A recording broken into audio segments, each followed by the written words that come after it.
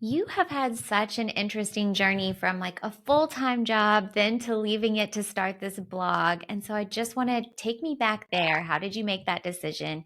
What was life like before you started doing this? That okay, it's funny. I was thinking about this over the weekend. It was like I started the blog in 2011. So Oh whatever my this is, gosh. 2024. So I was mid 30s, like 34, 33, 30, something like that. Okay. I'm failing at math at this moment, but it I okay, so I was working before I was blogging. I was working at like a post-production boutique. We edited TV commercials. I Oh. personally did not edit the TV commercials. I was like the I wouldn't call it. I was the front desk girl. You know what I mean? And Uh-huh. so I would get coffee orders. I would get the lunch orders. I would sort of take care of the office administration, but also the face of like who you see when you walk in was always me. And I was sort of in charge of just the decor and keeping it all in line. And while on paper that is lovely and perfect for like women who are like right out of college, Uh, I was so listless and directionless. And I just mhm. wasn't feeling it. And Yeah. I was also at the same time, I was going through infertility. And at that point, I was like early 30s. We started to try to have kids at 30 and it was not Okay. happening. And I was like, this is no big deal. This is common. And we would try different like procedures. They wouldn't work. And then I would try acupuncture. That wouldn't work. So I've never felt like truly never felt depression in my life. I'm not wired like that. My nature is not like that. People can have blue days and slumps, Yeah, of course. But it was dark. It was a dark period for I me. bet. And I just wanted, and also this building was underground. While that's Oh, cool for no. for some creative, it was not for me. It had no windows. It I had no need light. sunshine. So yeah, I was just dying. And at the same time, I was reading a lot of blogs, and I was reading like back then. I was wanting to cook a lot, and like just was bored, and also like really, but like thirsty for like I know this might sound a little hokey, but like thirsty for domesticity, if that makes any sense. And like thirsty Yeah. for like a routine in my life to where I could get home at a certain time and cook. And I don't know, I just felt like my baseboards were dirty. Like I just felt like everything was crazy. So I was reading a lot of blogs and I was like, and one of my favorites back then and now, and she is a personal friend, Ree Drummond, the Pioneer Woman. And I was Oh, reading her a ton back then when blogs were like exploding. And I mean, yes, it's a very saturated market now, but back then it was like they were exploding. There was one after another, and it was very exciting for people to read. Like, what is this? It's an online food recipe catalog personality. What is that? And I was like, oh, I can do this. Like, this I is a love it. job that I didn't know existed until recently. And I know that I'm built for it. I know I've Mm. got things to say. I want to cook. And I was like, I am no professional. I'm not a chef. Never have I been a chef. I've always just enjoyed cooking at home. And I'm Okay. like, back then I wasn't even like that good at it. I just wanted to document it, journal it. You know what I mean? Wow. And so I started a Tumblr account, by the suggestion of people around me and like the encouragement, I suppose, of people around me. Like, you should totally like do this. You're funny. You've got lots to say. You're, all animated. You can do this. And I was like, I could, but I'm not a writer. I've never been a writer. I don't know how to write. So there was a learning curve back then, like remembering Yeah. like, okay, grammar. Like, I mean, I've always been a stickler for grammar. The way sentences look, the way things flow on paper. And I mean, some people hate it. Some people hate my style, but I had No. a good time with it. So to answer you, I started the blog and I was, back then, like it was you comment on all these other blogs to get your name out there Right. and to get your handle out there. So that if you're on every single blog that's posting, people will see your reaction. And if you make your reaction funny or your comment funny, they're going to be like, they want to come over and see what you're doing. And so it grew pretty fast back then. It grew, and Incredible. you get featured here, you get featured there, and then it just kind of jump. So it was fun, and I just remember like Aaron got a little bump at work, and I was like, you know what, I can. I want to do this. I want to stay home. I want to clean my basements, and I want to start this blog, and I want to connect with the community that's outside of this world and this like Yeah. cage that I felt like I was in back then, just like a mental Mm. cage. And I had good friends, of course, like dear friends, but I was just so like locked in this Yeah. thing. And I just knew that if I could get out and do something that gave me joy, and if I find Mhm. passion in something, then So to make a long story very long, it was fun. I quit and I kind of just dove in, and it was successful. And I mean, it's been a Uh, long time, and to tell you the truth, it's plateaued. It plateaued a few years ago, and that's okay. And we'll get yeah. to that stuff because we're going to talk about aging, and we're going to talk about like new chapters, and we're going to talk about all that kind of stuff. But back then, it was a very fresh, exciting thing, and I Mm. still find joy in it. I still do enjoy it. I have moments of frustration, but like it's fun to connect with the community. Mm. It's different. It's not the way it was back then, Right. but there's a lot of because we have so many platforms, and I don't do TikTok. I know I should, but I just don't. But Yeah. there's so many places that you can put your content that it Mhm. gets kind of muddled.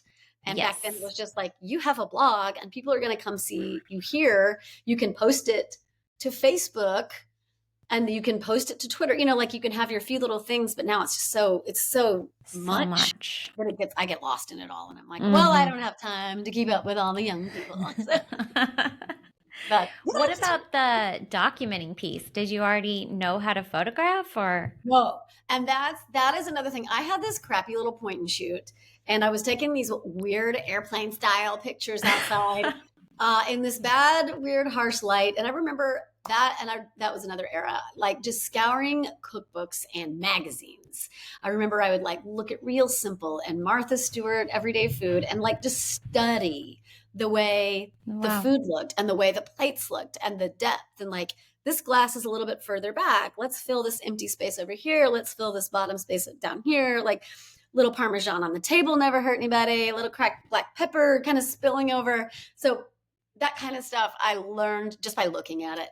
And I remember this woman, Helene was her name. She's French. She's beautiful. She came to Kansas City long ago and I went to her class and hung out with her. Oh, And it was like one of those like magical things. yeah. And I think she even stayed here with me. I think so. Mm.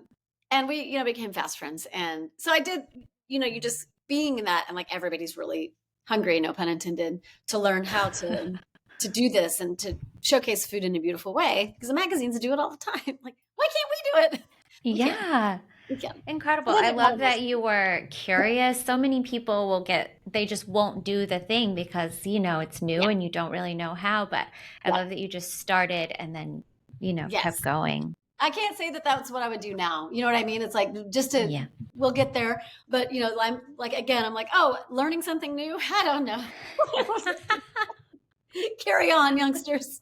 In a way, So let's go back to your Yeah. fertility journey. Can you tell us about that? And then, Oof. having your twins and Yes, it is crazy. If I think about it hard enough, I can feel that pain. I can feel Mm, that emptiness. And I feel like back then, like my friends were lapping me, and I was excited for everybody that was having kids. And you know what it came down to, and I'll just be like super honest, like we went through IVF. We did like uh, 6 rounds of what's the other one? What's the other one? Like the minute the I'm losing. I can't believe I forgot this word. I was so inundated with all this. The one insemination. okay.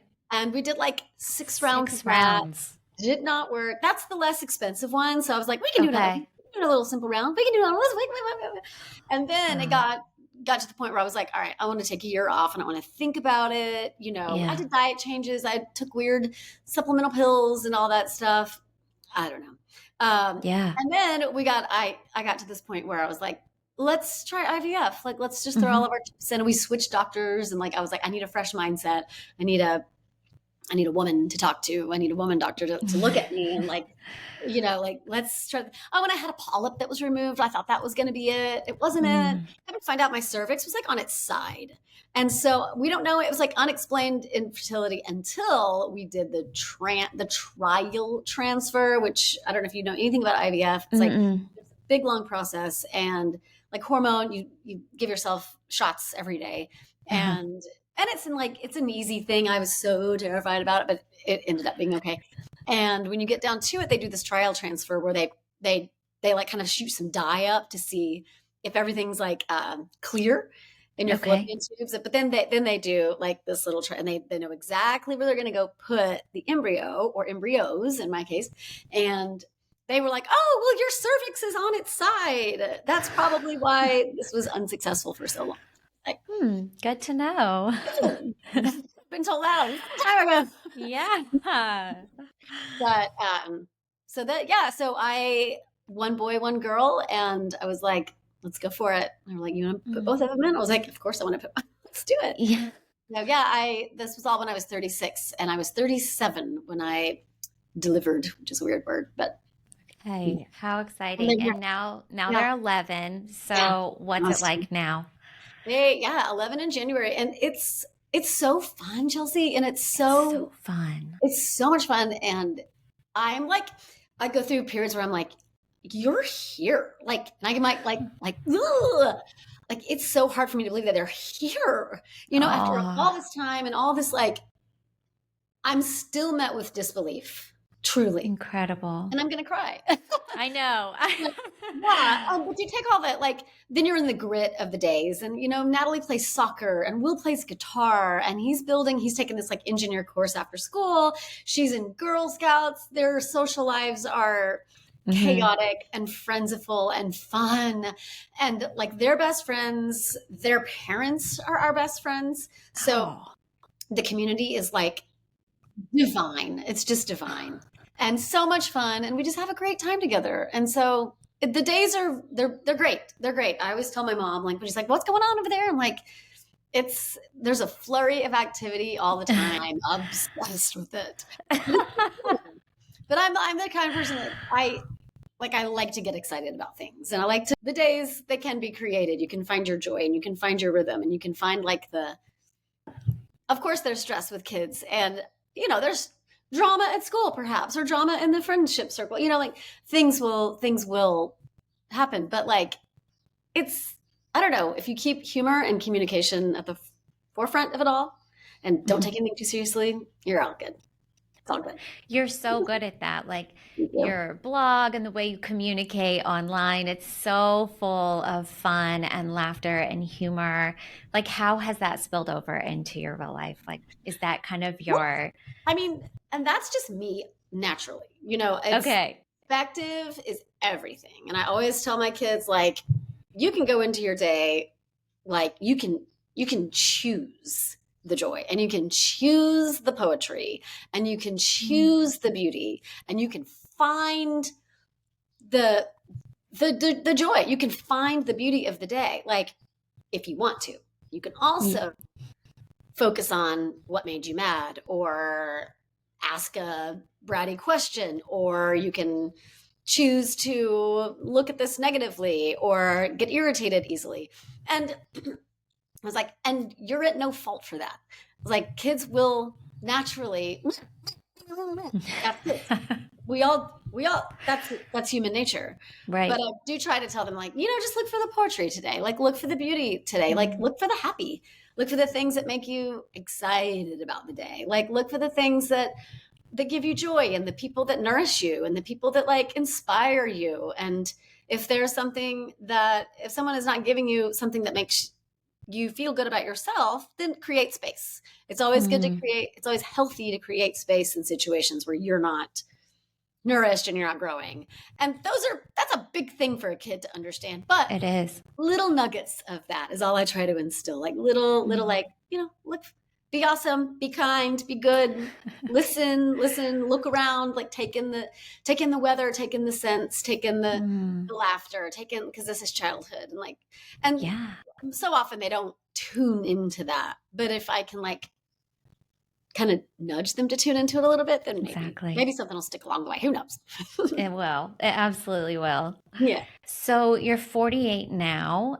You're you're edging towards that 50 mark. So kind of like, how are you feeling about it? Even let's just start mentally. That's a good question. Mentally, I feel like I teeter between 85 and 24. Yes, me too. I'm an old lady. Like, I go to bed very early. I get up very early. Oh, I carve out time for reading. I garden. I listen to murder podcasts. Not that 85-year-old people do that, but like I do all the things that are very elderly, but also I have a lot of energy.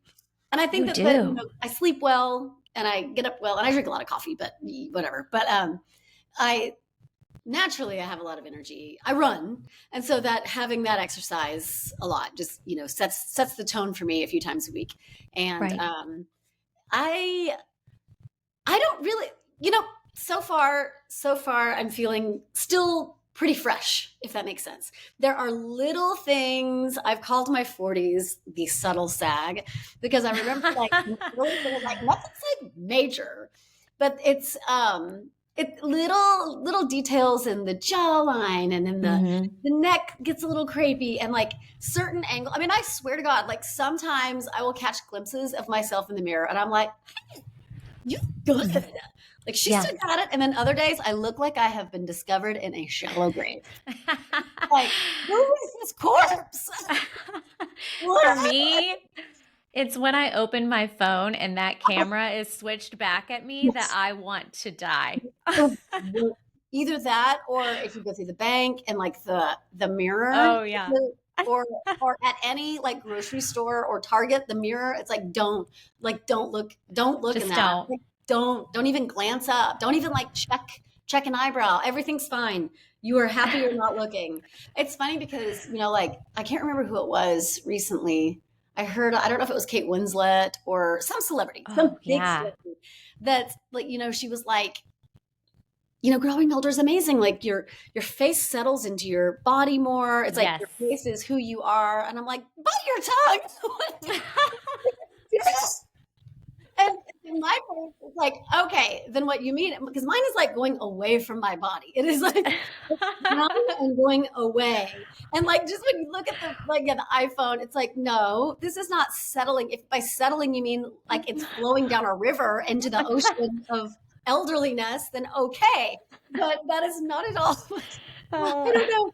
But so yeah, I teeter, like I said, between an old coastal grandma and a hipster indie rocker. I'm somewhere in between that. My 20s, which I played in Mhm. bands and I played guitar in band, like had that Okay. total indie rock lifestyle. And now I'm like, I don't talk to me. I have gladiolas to tend to. Yes. You know. Yeah. So I don't know Have how I you changed anything in like the ways that you take care of yourselves in your 40s? mm. Okay, I probably should. I just saw like I had like my annual like just the physical this summer, and Mhm. when they do the blood draw and everything, and Okay. it was just right down the middle. And my doctor, she was like, "Great, what vitamins are you taking?" And I was like, "Nothing." She was like, "You might want to." Looked at me. She was like, "You might want to like." I can't remember exactly which one. If it's vitamin D, I've got some friends that are like, "You need to supplement this," but I mean, my diet though, like I eat for breakfast. I truly, and this is going to sound so obnoxious, you're going to want to punch me in the face, but like I eat a mound of kale that I saute or spinach with Okay. other things, with eggs and toast and cheese and all the good stuff. But like I eat like this mound of dark leafy green. And I don't know, what is that? Iron? What is that? Yeah. Okay.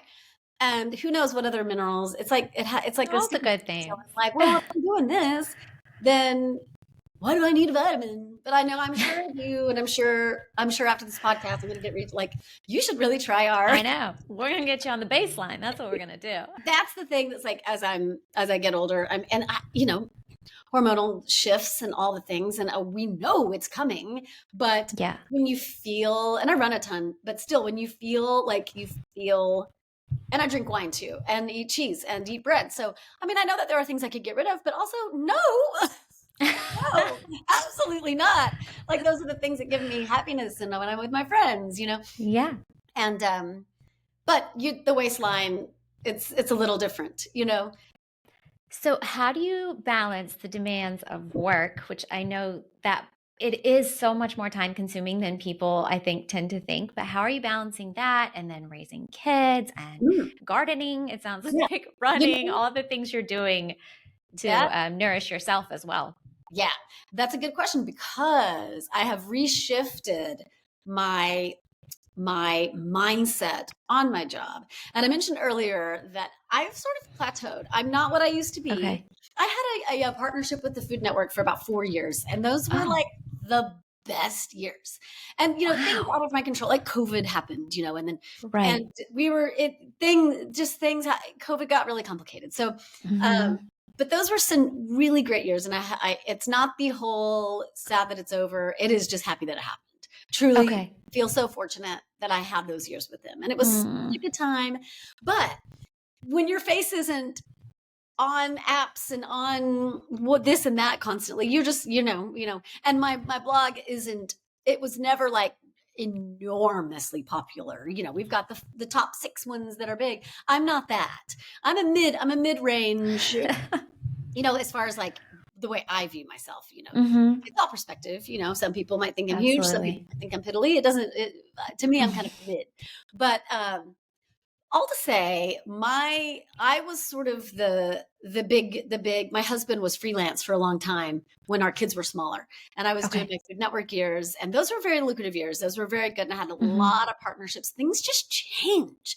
I mean, Mm. nothing lasts forever. Everything comes to an end. Everything's shifts. We've got new talent, that's new little blood that's coming up, and but to tell you the truth, about a year ago, I was like, I'm going to shift. Aaron went back. He went back to work full time.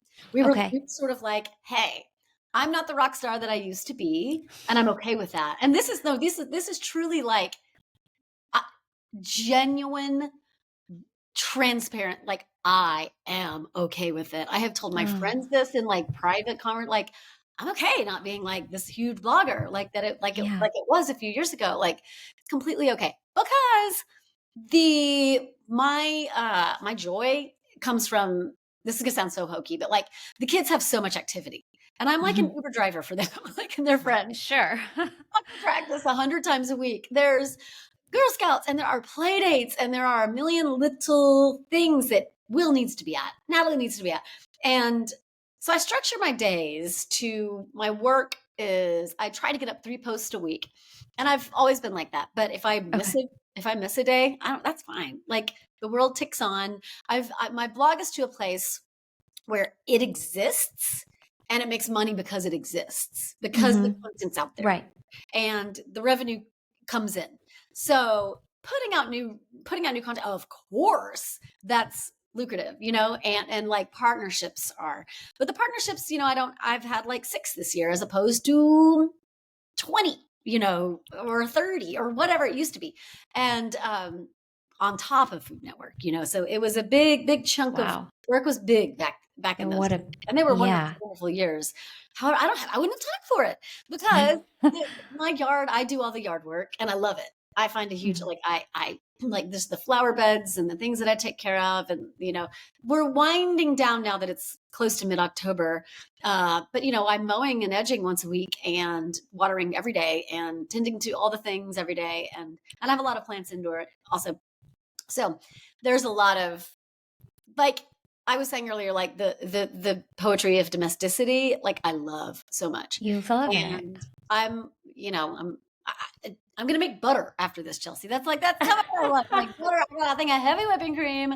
I'm about to whisk it into submission, and it's gonna be butter by 11:30 a.m. And that gives me so much happiness because I can like put on my jazz, I can put on Django Reinhardt or a murder podcast or Taylor Swift, pick one of them, create the vibe, And so it's I and I like to read. I'm a huge Okay. reader. So I try to carve out like an hour a day to do that, to read before the kids get home, because when they're home, it's crazy. Like, Yeah. in a good way, in a great way. But it's like, from 2 to 3, I try to like wrap my work, wrap. So I'm very routine is my, Okay. like I get up very early, 5:15, and work until the kids get up at 6:45.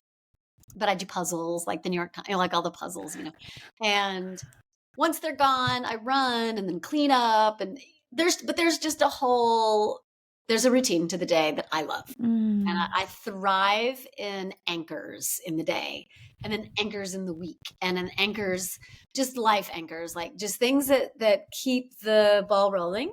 But Yes. within that routine, there's so much joy in it. There's so much beauty. I know I keep saying that, and you're probably sick of me saying that, but like it can be like a lot of I'm not. I'm inspired. I want to be you. I want to go make butter. I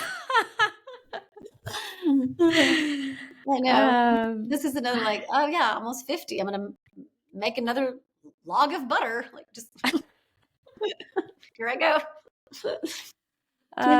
let's talk about skincare because even when you just showed up and we were talking before this, I was like, you're stunning. Oh, You're thank you. stunning.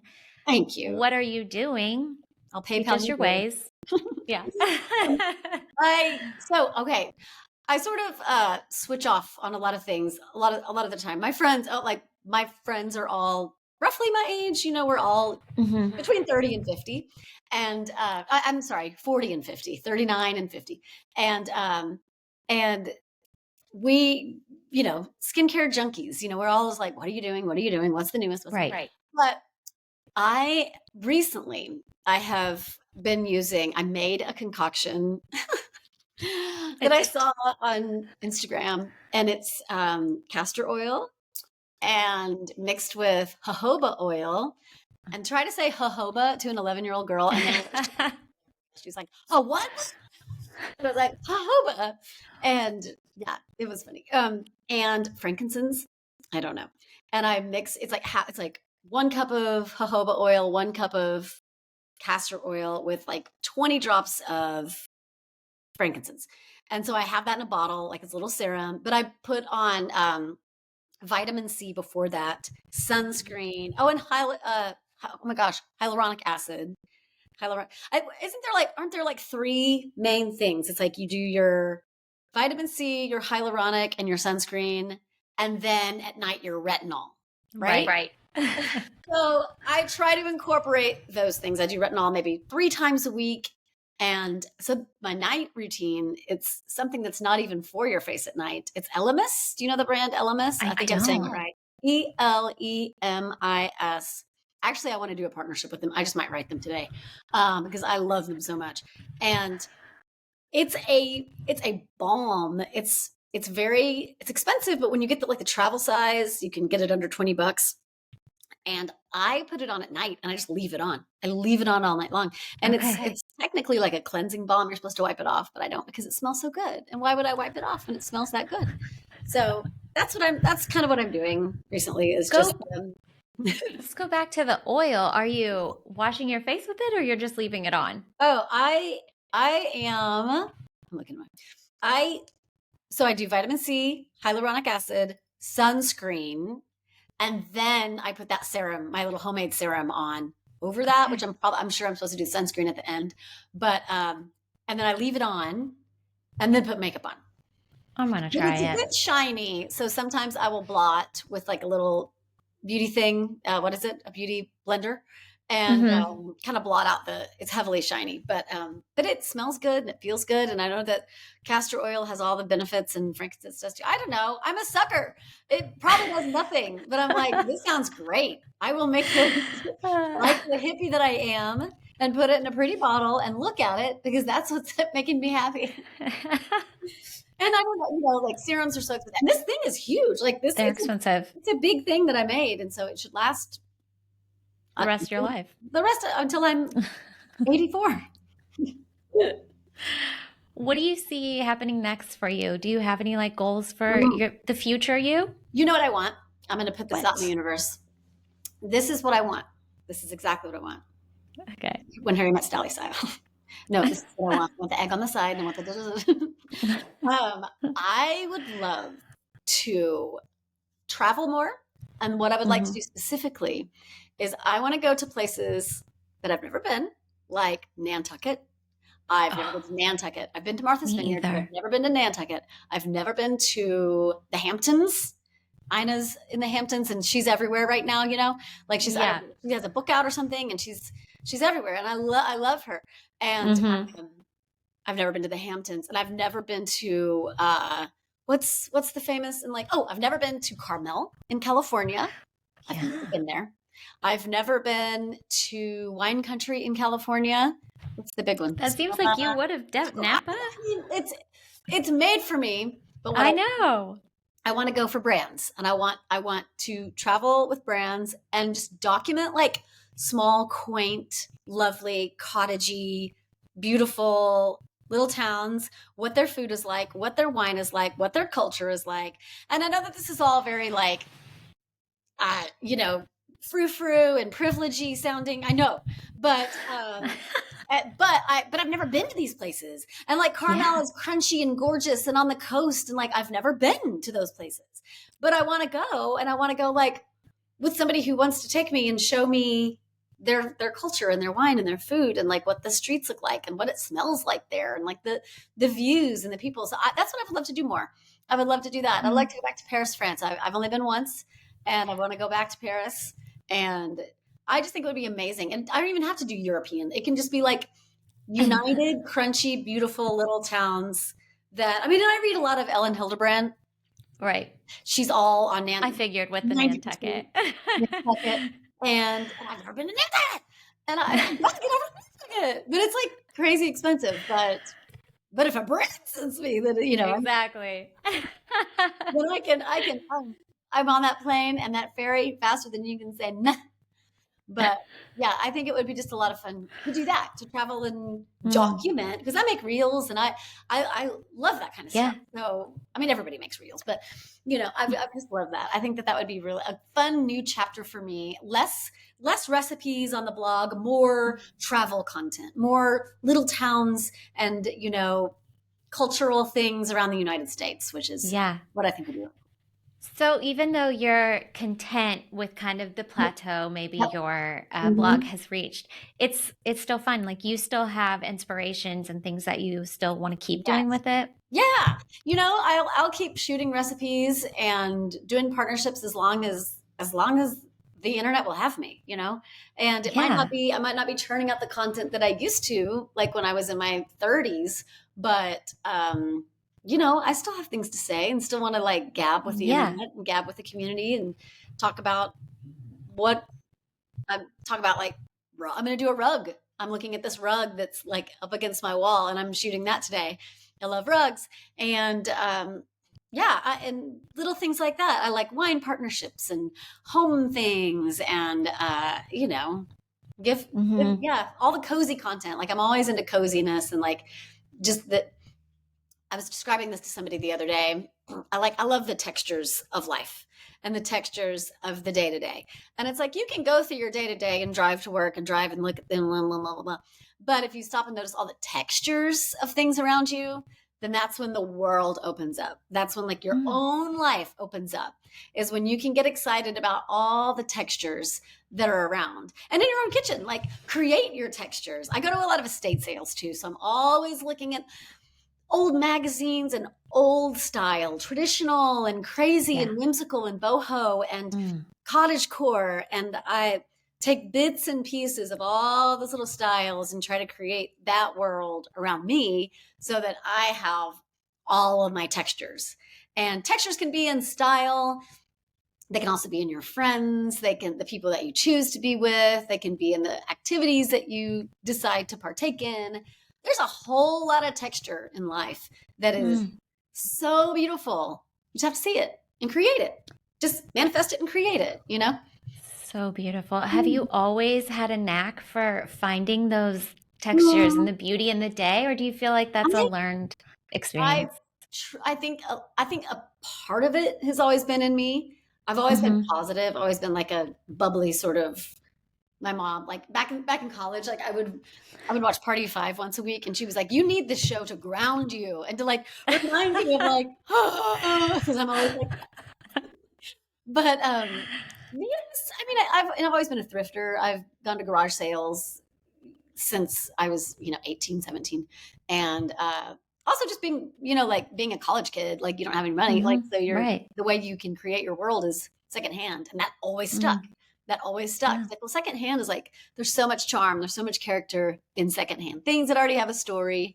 bring that in, create your texture, Yeah. create your own your own Pinterest spread in your home. And then some of it's learned, some of it's you just decide, you know what I mean? You just go, Hmm. okay, well, I can be negative. And I feel like I was back in the infertility years, or infertile years rather. I think, I was just so like, so sad. Hmm. And so you come out of that but okay, on the flip side, I do have a strand of me that's like, something bad is about to happen, which you wouldn't think because No. naturally I'm not like that, but like there is like a strand and I'm like, everything's been so good. Ah, brace for it. Something's about to break, like Yes. that kind of thing. So, and the murder podcasts don't help, I'm sure, but I'm always like, who's behind me? I see you. But yeah, naturally. Let's do some really quick, Yeah. fun lightning round questions for you. What is your favorite go-to comfort food? Oh, cheese. Cheese, cheese, cheese. I have a favorite that's I'm gonna say this wrong. It's called Délice de Bourguignon, I think. It's French. They have it at Trader Okay. Joe's, and Okay. it's really pretty. It's not a brie, and it's not. It's like a softer cheese, but it has like a rind on the outside. And I always call it the cheese, and I take it everywhere. If anybody's getting together, I'm like, I'm bringing the cheese. I'm bringing the cheese. Everyone's like, she's gonna bring the cheese. I'm like, I'm gonna break my bread and bring some butter. But that is, yeah, bread and cheese. Yeah, but that's Okay, you eat it just on top of cheese or on top of bread. I want to know. on crackers. Yeah, just Okay. cheese on cracker, maybe a little drizzle of honey or agave Okay. nectar with some black pepper on top. Oh Ugh, my gosh. that's good. Okay. I'm That's making it good. Hmm. this week. Yeah. Um, favorite recipe on your blog? Oh, so I don't know if it's my favorite, but one of my most popular recipes is a French-inspired chicken pot pie. And so many people make this all the time. I love it. I still get comments I on it. have made it. Have you made it? Oh, good. Yes. It's really pretty.